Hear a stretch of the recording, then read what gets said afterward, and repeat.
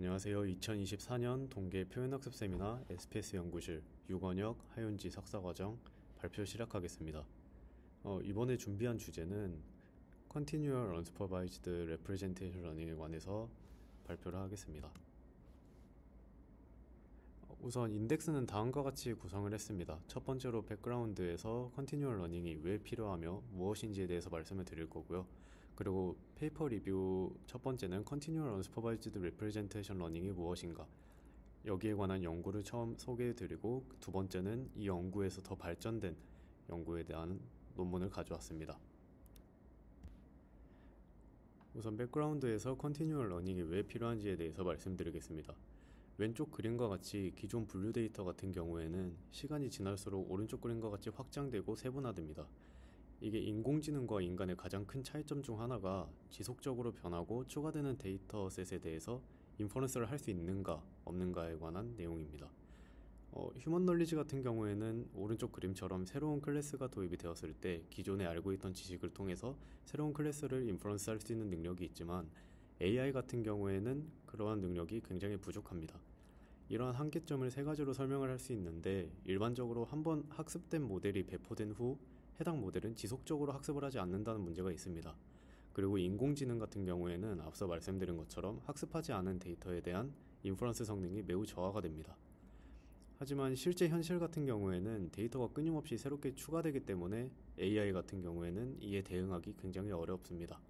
그렇기 때문에 컨티뉴얼 러닝 방식을 제안해서 AI가 지속적으로 학습하고 인퍼런스 기능을 유지할 수 있도록 하는 방법론이 도입되었습니다. 하지만 컨티뉴얼 러닝을 도입하더라도 새로운 문제가 생깁니다. 여기에 적혀있는 카타스트로픽 포게팅이 가장 대표적인 문제인데요. 현실 세계에서는 데이터가 순차적으로 수집되는 경우가 많고, 이때 하나의 모델을 지속적으로 학습할수록 기존 정보를 잃는 이런 카타스트로픽 포게팅 현상이 발생합니다. 아래 그림과 같이 지속적인 학습이 진행될수록 이전 학습한 정보에 대한 인퍼런스 성능이 떨어지는 현상을 발견할 수 있습니다.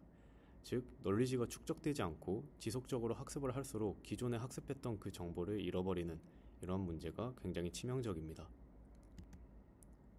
이러한 문제를 방지하고자 리플레이 베이스드, 레귤러라이제이션 베이스드와 같은 다양한 접근법을 기반으로 하는 컨티뉴얼 러닝 방법론들이 등장을 합니다. 그림에서 볼 수 있듯이 여러 가지 어프로치들이 존재를 하는데, 이 중에서 우리는 레프레젠테이션 베이스드 어프로치에 중점을 두고 이 접근법을 통해서 언스퍼바이즈드 러닝을 수행한 연구 두 가지를 살펴볼 예정입니다. 첫 번째 페이퍼 리뷰입니다. Continual Unsupervised Representation Learning, 줄여서 CURL이라고도 불리는 이 연구에 대해서 말씀을 드리겠습니다. 기존 Continual Learning 어프로치 같은 경우에는 Supervised Learning 그리고 Reinforced Learning 태스크를 기본적으로 깔고 갑니다. 이러한 어프로치 같은 경우에는 태스크 라벨과 바운더리에 대해서 슈퍼비전을 가정을 하고 학습을 진행합니다. 그리고 태스크를 연속적으로 학습시키는 것에만 초점을 맞추기 때문에 이는 리얼월드 데이터에 굉장히 적합하지 않다는 한계점을 지닙니다. 이에 반해서 CURL 어프로치 같은 경우에는 태스크 아이덴티티엔 가정 없이 레프레젠테이션을 학습하는 데 초점을 맞추고 태스크 놀리지와 클래스 라벨의 의존성을 제거합니다. 그리고 메모리 카파시티를 다이너미컬리하게 익스펜드하기 때문에 라이프타임에 따른 뉴 컨셉 캡처 능력을 향상시킬 수 있습니다.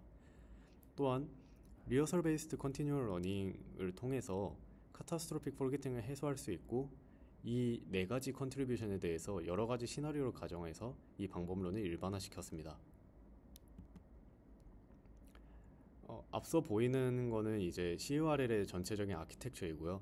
여기서 범주형 변수 y는 현재 태스크를 나타냅니다. 그리고 잠재 변수 z 같은 경우에는 디코딩 되어서 입력 x의 재구성 값인 x의 햇을 생성합니다. 그리고 py 같은 경우에는 고정된 사전 확률, 가중치는 이제 파이로 나타나 있는 가중치로 지정이 됩니다. 표현학습에서 y가 뜻하는 건 데이터의 클러스터를 나타내는 것으로 해석이 가능합니다. 그리고 y가 이상 클러스터라면 레이턴트 스페이스 z는 인트라 클러스터, 즉 이 클러스터 내부, 그리고 인터 클러스터 간 베리에이션을 모두 인코딩하는 믹스처 오브 가우시언을 나타냅니다. 이 모델의 아키텍처는 전체적으로 VA를 따르는데요. 이 VA 같은 경우에는 제너레이티브 모델이고, 일반적인 오토 인코더와 달리 의미 있는 레프레젠테이션을 학습한다는 차이점이 있습니다. 이때 입력 데이터 분포의 평균과 표준 편차 벡터를 예측하도록 가우시안 분포의 파라미터를 학습하기 때문에 언스퍼바이즈드 러닝이 가능하다는 장점이 있습니다. 여기 아키텍처에서 보면은 VA 같은 경우에 가우시안 분포의 파라미터를 학습을 하는데 데이터 분포의 평균과 표준 편차를 예측하도록 학습을 합니다. 하지만 파라미터화된 분포로부터 샘플링하는 과정은 미분 불가능하다는 문제가 존재하기 때문에 그러니까 즉 역전파 백프로파게이션이 안 된다는 문제가 존재를 하기 때문에 이를 해결하기 위해서 리파라메트리제이션 트릭을 사용한다는 특이점도 있습니다.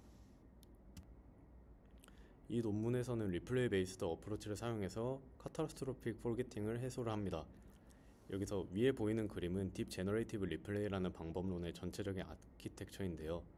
여기서 왼쪽을 보면은 각 태스크별로 스칼라 모델이 있습니다. 그리고 이를 세부적으로 보면 각 스칼라는 제너레이터와 솔버로 구성이 됩니다. 제너레이터 같은 경우에는 저희가 알고 있다시피 각 태스크에 맞는 인풋과 유사한 데이터를 생성을 하고 그리고 두 번째 그림을 보면 이전 스칼라의 제너레이터가 생성한 리플레이 데이터를 현재 태스크에 인풋과 믹스를 해서 새로운 스칼라의 제너레이터를 학습을 합니다. 그리고 솔버 같은 경우에는 태스크를 해결하는 모델입니다. 이제 저희가 알고 있는 일반적인 클래시파이어와 같은 모델이고요. 여기서 학습하는 방법은 앞서 말씀드린 제너레이터와 같이 이전 태스크와 현재 태스크를 믹스해서 학습하는 방법론을 사용합니다. 이 논문에서는 이 일반적인 딥 제너레이티브 리플레이를 사용하는 게 아니라 믹스처 제너레이티브 리플레이라는 새로운 변형된 방법론을 사용을 하는데 이는 오리지널 DGR과 다르게 더 본질적인 정보를 생성한다는 의미가 있습니다. 즉 데이터 자체를 생성한다기보다 유의미한 표현을 생성한다는 건데요. 이게 필요한 이유는 앞서 설명드린 PY 같은 경우에는 유니폼 사전 확률을 사용을 하기 때문에 내추럴한 가정을 합니다. 따라서 믹스처 오브 가우시안에서 어떤 컴포넌트에 가중치를 부여할지 고려할 수가 없기 때문에 샘플 퀄리티가 상당히 낮다는 문제가 있습니다.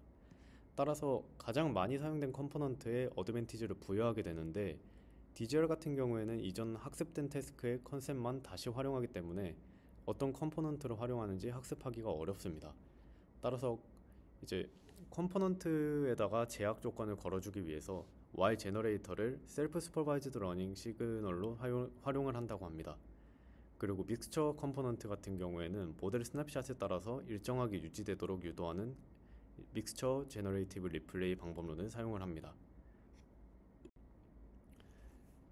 이 연구에서는 다음과 같은 한계점이 있는데요. 일단 최근에 각광받고 있는 고해상도 데이터에 대해서 사용이 어렵다는 단점이 있습니다.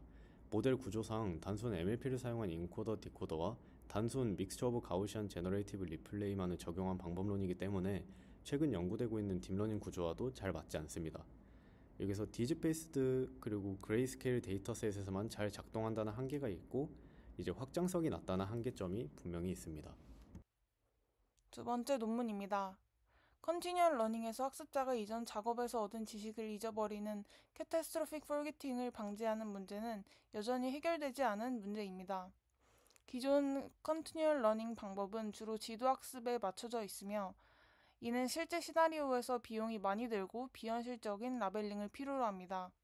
이와 대조적으로 비지도 연속 학습은 라벨 없이 지식 전달 문제를 해결할 수 있는 잠재력에도 불구하고 그동안 제한적인 관심을 받았습니다.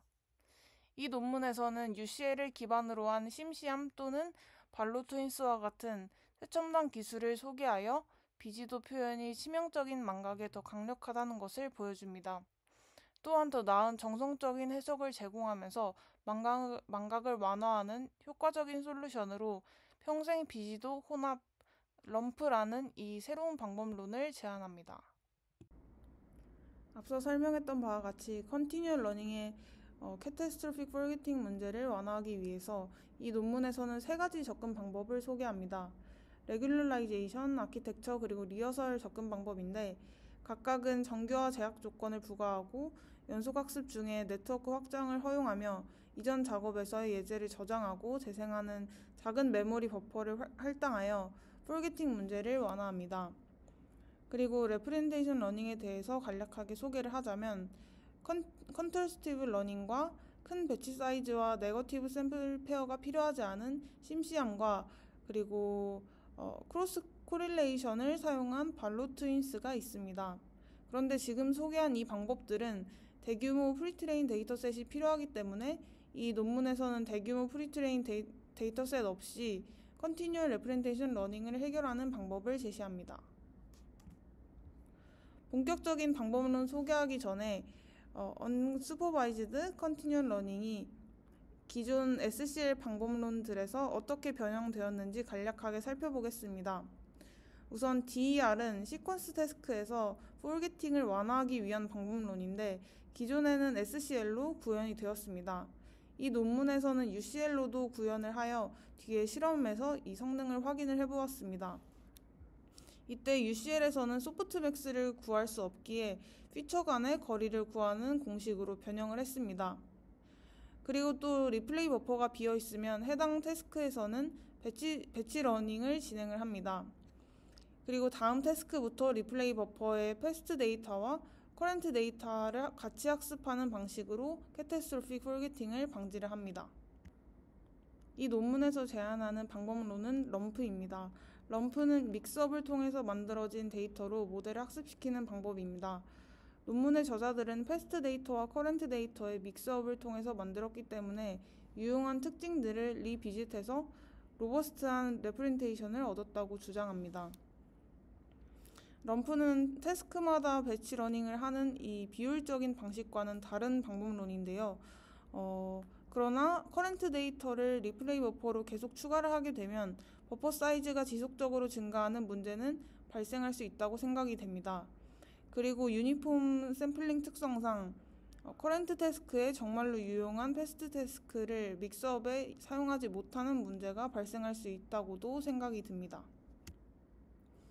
이 표는 스플릿 사이퍼 10, 스플릿 사이퍼 100, 그리고 스플릿 타이니 이미지넷 데이터셋에서 레지넷 18 아키텍처를 사용한 컨티뉴얼 러닝의 정확도와 포르게팅을 KNN 분류기로 측정한 결과를 보여줍니다. 여기서 포르게팅은 모델이 이전에 학습한 정보를 얼마나 잊어버렸는지를 나타내는 지표입니다. 럼프는 다른 논문을 참조하여 실험에 사용되는 각 슈퍼바이즈드 컨티뉴얼 러닝 모델의 하이퍼 파라미터를 언슈퍼바이즈드 컨티뉴얼 러닝의 레프레젠테이션 러닝 전략에 맞도록 튜닝되어 실험이 진행되었습니다. 결과를 간략하게 해석을 해보자면 UCL이 대부분의 실험에서 성능이 더 우수했습니다. 여기서는 컨티뉴얼 러닝에서는 레이블 정보보다 데이터 본질적인 정보가 더 중요함을 의미를 한다는 것을 알 수 있습니다. 그리고 포르게팅 부분의 럼프 성능이 매우 우수한데 이 부분에서 알 수 있는 점은 믹스업을 통해 과거의 중요한 특징에 리비짓을 할 수 있었음을 의미를 한다는 점을 알 수 있었습니다.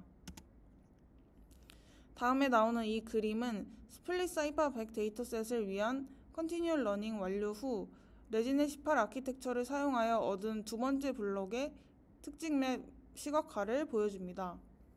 결과를 해석을 해보면 이 사과 이미지에 대한 특징 맵은